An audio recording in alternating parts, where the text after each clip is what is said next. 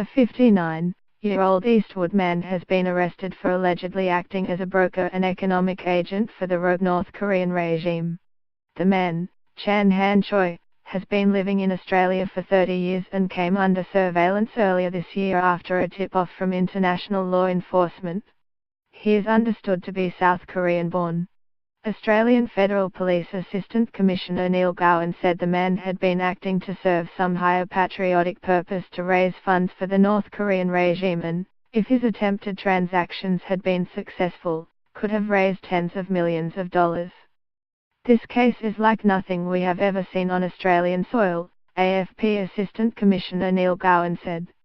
The attempted transactions related to sale of missile guidance systems and other missile componentry, and to the sale of coal, to third parties in Indonesia and Vietnam. Prime Minister Malcolm Turnbull said he had been briefed by AFP Commissioner Andrew Colvin on the very serious matter.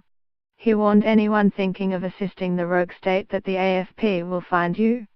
North Korea is a dangerous, reckless, criminal regime threatening the peace of the region. It supports itself by breaching UN sanctions, not simply by selling commodities like coal and other goods, but also by selling weapons, by selling drugs, by engaging in cybercrime, Mr. Turnbull said.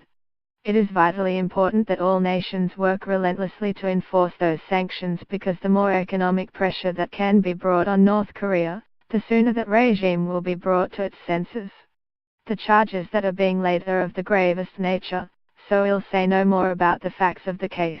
Obviously it will be dealt with in court. Mr. Choi has been charged with 6 offences, 2 under the Weapons of Mass Destruction, Prevention of Proliferation, Act 1995. The other 4 are under legislation enforcing UN and Australian sanctions against North Korea.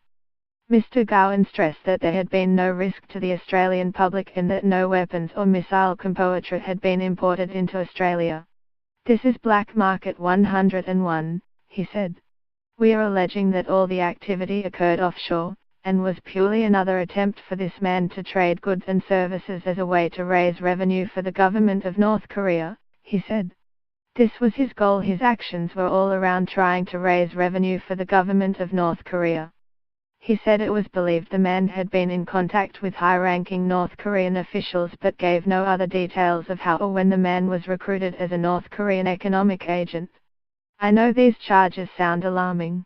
Let me be clear, we are not suggesting there are any weapons or missile componentry that ever came to Australian soil, nor that we believed that we identified any immediate threat to the Australian community.